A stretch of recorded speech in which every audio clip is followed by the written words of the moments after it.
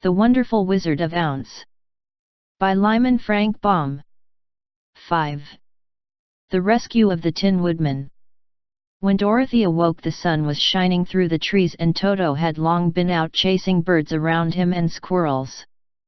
She sat up and looked around her. There was the Scarecrow, still standing patiently in his corner, waiting for her. "We must go and search for water," she said to him. "Why do you want water?" he asked. "To wash my face clean after the dust of the road, and to drink, so the dry bread will not stick in my throat." "It must be inconvenient to be made of flesh," said the Scarecrow thoughtfully, "for you must sleep and eat and drink. However, you have brains, and it is worth a lot of bother to be able to think properly."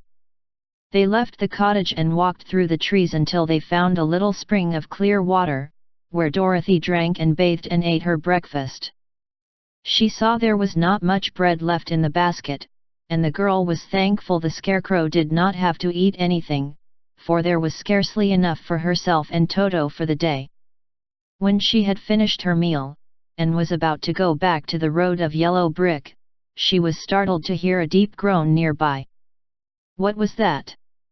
she asked timidly. "I cannot imagine," replied the Scarecrow, "but we can go and see." Just then another groan reached their ears, and the sound seemed to come from behind them. They turned and walked through the forest a few steps, when Dorothy discovered something shining in a ray of sunshine that fell between the trees. She ran to the place and then stopped short, with a little cry of surprise. One of the big trees had been partly chopped through, and standing beside it, with an uplifted axe in his hands, was a man made entirely of tin.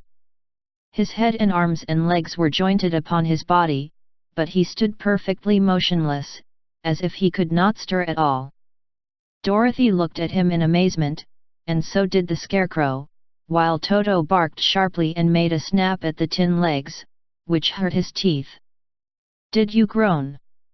asked Dorothy. "Yes," answered the Tin Man, "I did. I've been groaning for more than a year, and no one has ever heard me before or come to help me.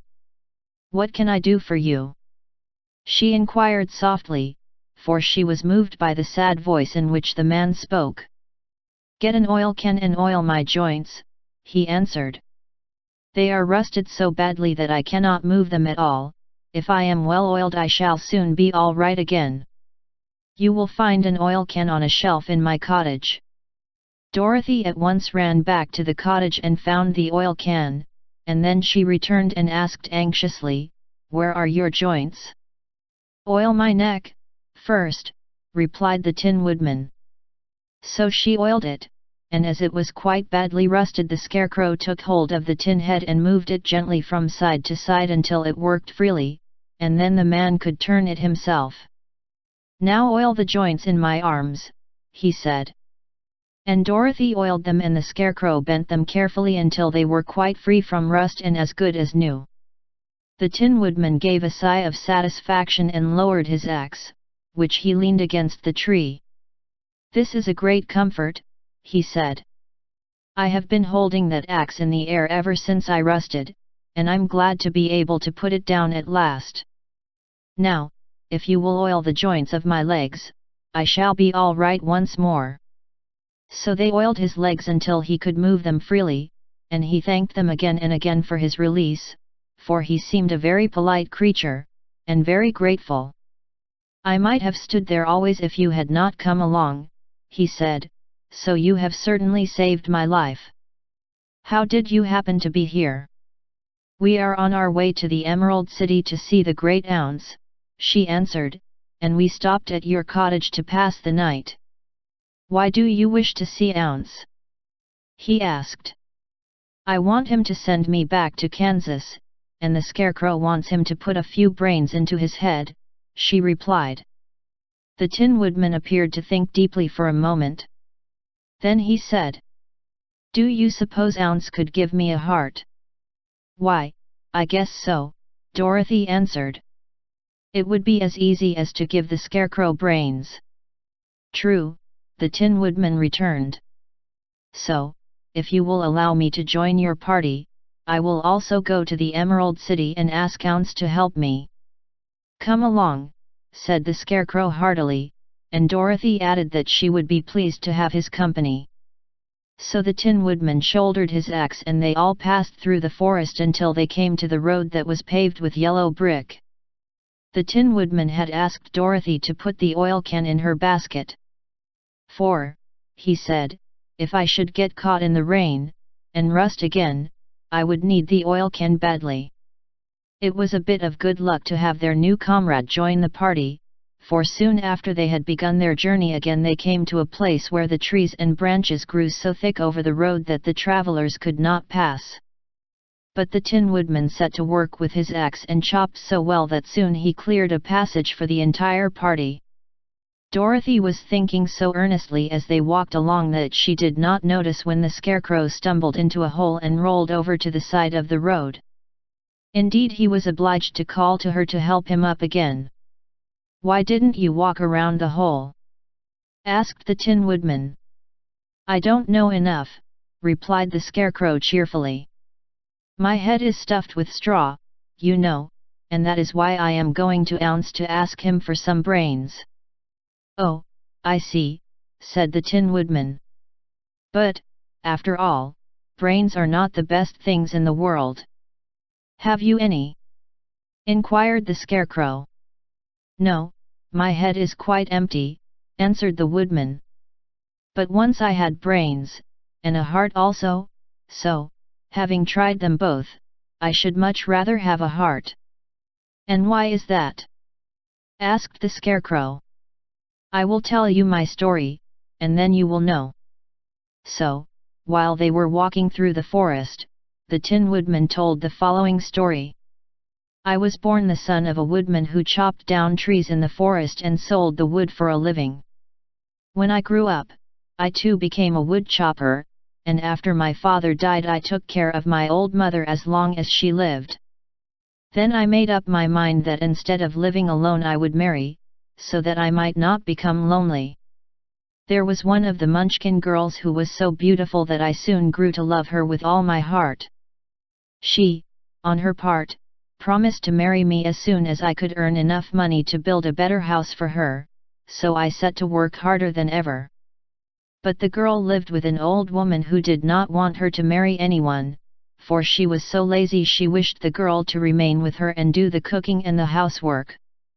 So the old woman went to the Wicked Witch of the East, and promised her 2 sheep and a cow if she would prevent the marriage.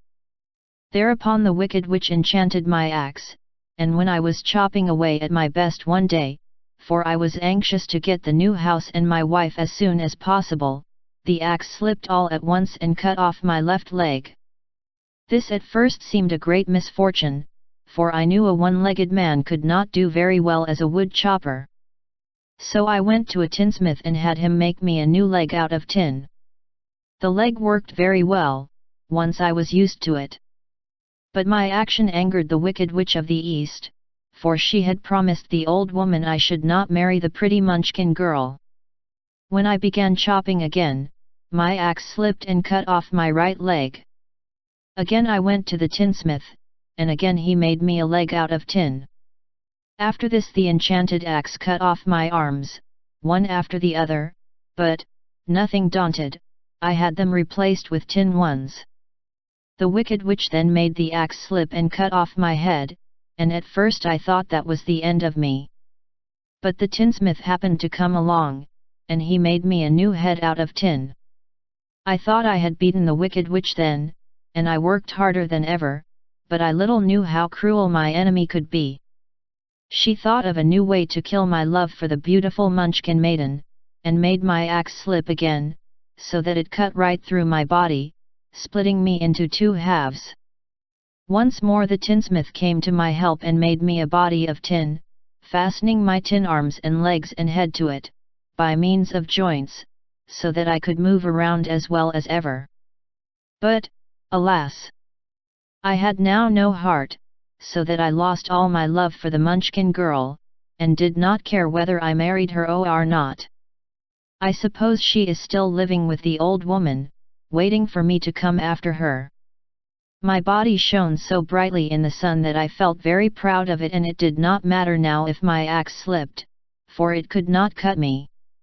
There was only one danger, that my joints would rust, but I kept an oil can in my cottage and took care to oil myself whenever I needed it. However, there came a day when I forgot to do this, and, being caught in a rainstorm, before I thought of the danger my joints had rusted, and I was left to stand in the woods until you came to help me. It was a terrible thing to undergo, but during the year I stood there I had time to think that the greatest loss I had known was the loss of my heart. While I was in love I was the happiest man on earth, but no one can love who has not a heart, and so I am resolved to ask Ounce to give me one.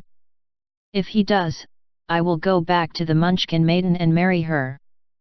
Both Dorothy and the Scarecrow had been greatly interested in the story of the Tin Woodman, and now they knew why he was so anxious to get a new heart.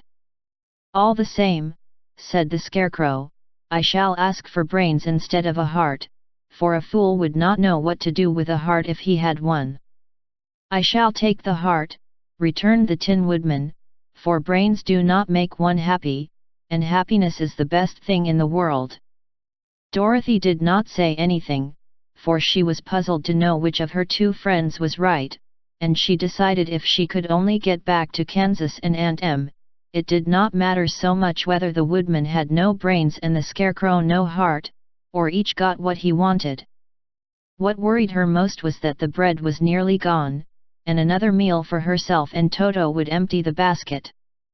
To be sure, neither the Woodman nor the Scarecrow ever ate anything, but she was not made of tin nor straw, and could not live unless she was fed.